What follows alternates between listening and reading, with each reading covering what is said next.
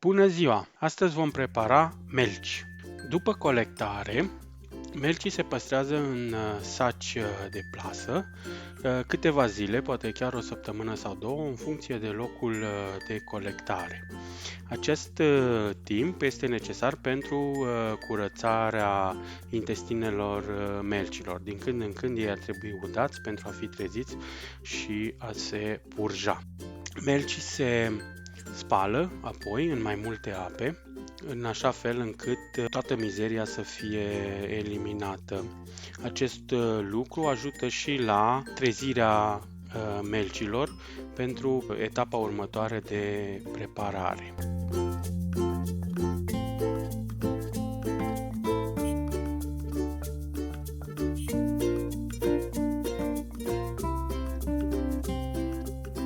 Trebuie insistat pe curățarea cochiliilor, deoarece acestea vor fi utilizate mai târziu pentru pregătirea la cuptor.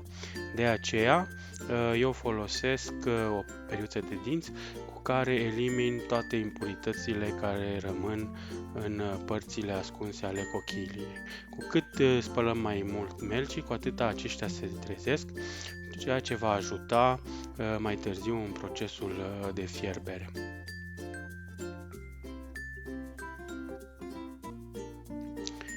Melcii, odată treziți, sunt puși într-un castron.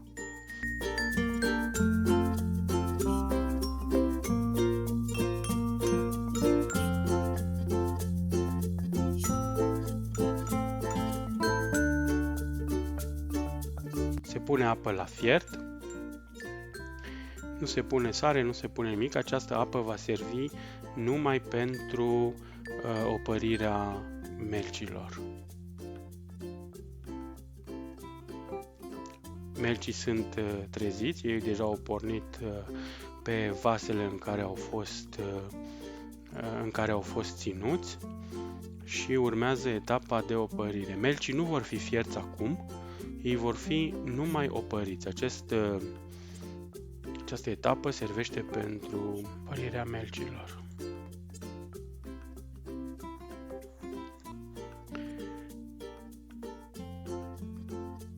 Melcii vor sta în oală câteva minute, de obicei aceștia se ridică la suprafața apei, ceea ce mai târziu va facilita scoaterea melcilor din cochilie. O fierbere prea îndelungată a melcilor va întări carnea și va deteriora calitatea acestora.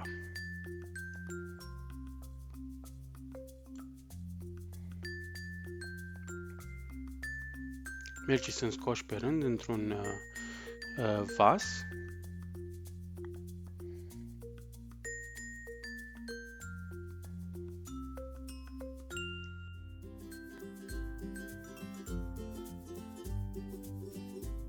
Urmează apoi etapa de scoatere a melcilor din cochilie. Aceasta se face cu scobitoare, de exemplu, și cu o mișcare de rotație. Trebuie avut grijă ca resturile de melc să nu rămână în cochilie.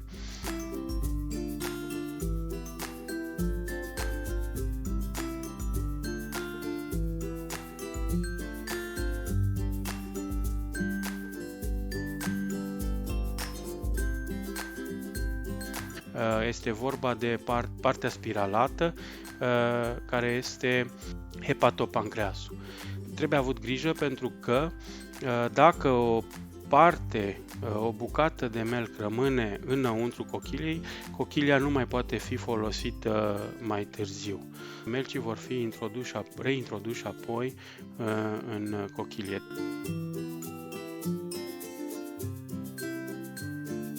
Dacă scobitorile prin folosire se înmoaie, acestea pot fi înlocuite.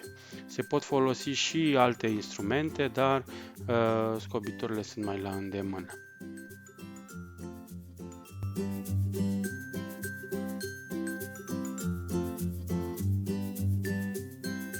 După această etapă, cochiliile sunt luate și vor fi puse deoparte pentru că urmează să fie fierte. Următoarea etapă o reprezintă înlăturarea hepatopancreasului, păstrându-se numai corpul melcului format din piciorul acestuia și inima. Deci toată această parte spiralată care conține hepatopancreasul trebuie înlăturată. Ea nu va fi folosită pentru mâncare.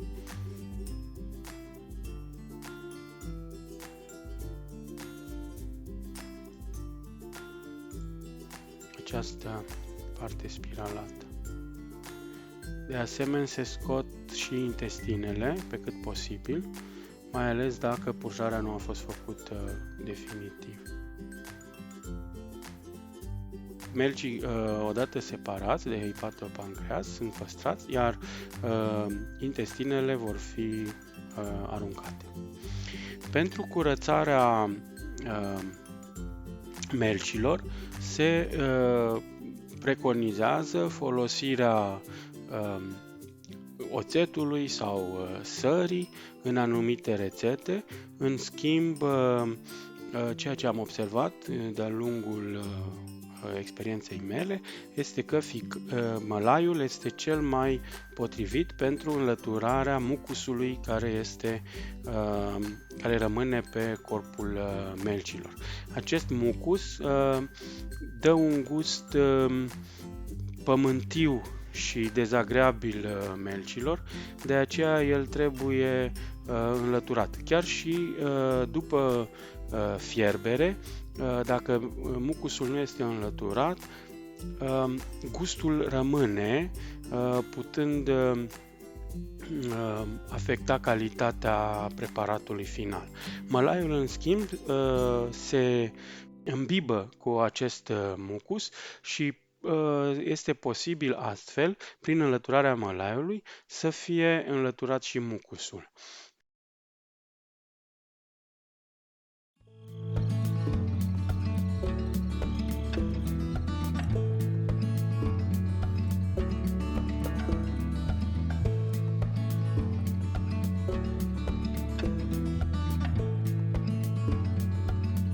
Dacă cumva există resturi de acest mucus care nu se înlătură, atunci folosim încă un bol cu mălai proaspăt în care vom reintroduce melcii pentru a înlătura orice urmă.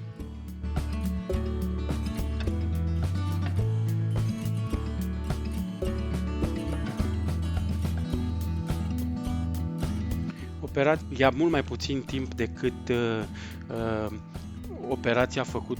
aceeași operație făcută cu sare sau cu oțet, ceea ce ajută foarte mult la timpul total de preparare. Melcul trebuie să rămână curat, fără nicio urmă de mucus. Melcii sunt apoi clătiți încă o dată pentru a înlătura resturile de mălai care au rămas pe ei.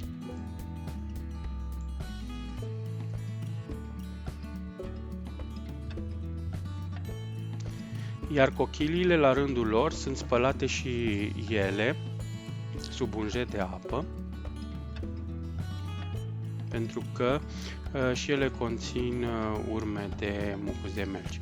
De asemenea, mucusul poate rămâne în interiorul cochiliilor. Acesta ar trebui înlăturat și el cu o periuță de dinți de la intrarea în cochilie. Următoarea etapă consistă în fierberea melcilor, corpurilor melcilor, într-o supă cu legume, morcov, ceapă, usturoi și condimente. Eu am pus oregano,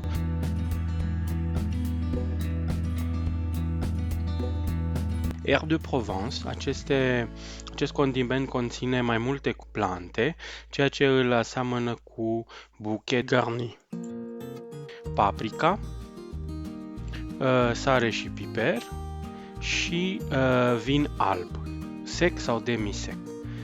Vinul se pune până la 1 litru, poate și mai mult în funcție de cantitatea preparată și se amestecă cu apă.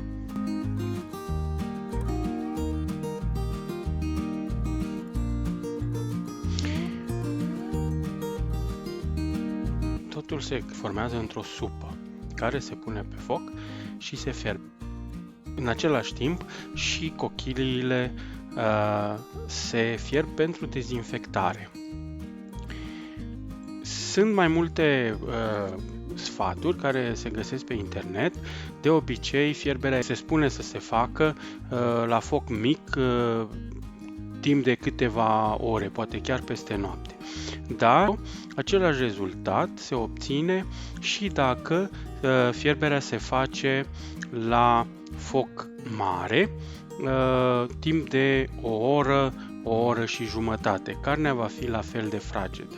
Carnea melcilor astfel fierți va putea fi păstrată la congelator sau folosită pentru diferite feluri de mâncare, de exemplu tocănițe sau melci cu unt cu pătrunjel, care este o specialitate specific franțuzească. Pregătirea melcilor în stil franțuzesc cu unt și pătrunjel se face folosind următoarele ingrediente: unt, pătrunjel, sare, piper,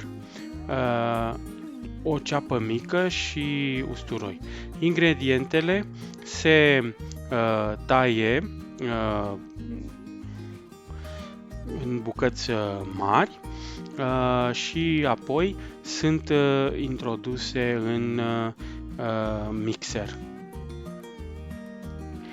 În mod normal ar trebui folosit eșalote, dar din lipsă de acestea poate fi folosită și o ceapă mai mică. Se serează și se piperează bine. Apoi toate ingredientele sunt tocate mărunt în robotul de bucătărie. Acesta va face o pastă omogenă, iar toate ingredientele vor fi amestecate în mod armonios.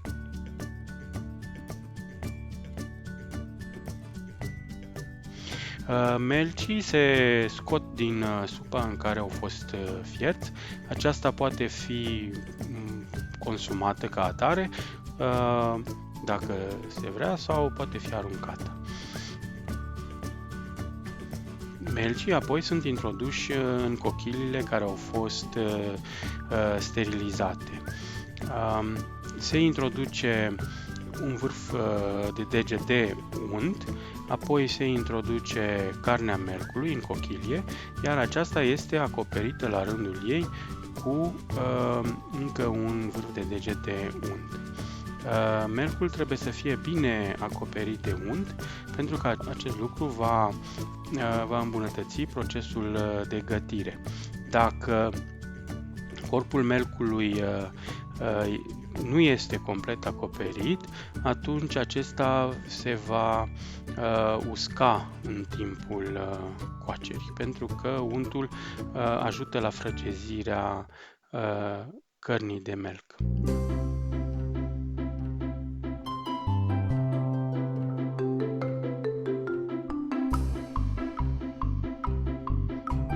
Trebuie de asemenea avut grijă la dimensiunile cochiliilor și corpurilor melcilor, deoarece melcii fiind de dimensiuni diferite, este posibil ca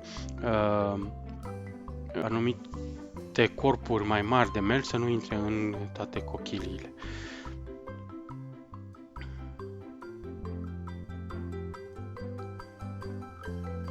De aceea trebuie găsită cochilia potrivită pentru fiecare corp de melc. Melcii sunt puși în vase termorezistente de sticlă. Aceștia pot fi de asemenea congelați ca atare și pregătiți mai târziu la cuptor sau pot fi făcuți imediat. Melcii se pregătesc la cuptor timp de 10-15 minute la o temperatură de 180 de grade. Aceștia sunt introduși în vasul de sticlă termorezistentă și după timpul menționat mai devreme, aceștia sunt scoși din cuptor și vor fi gata pentru consum.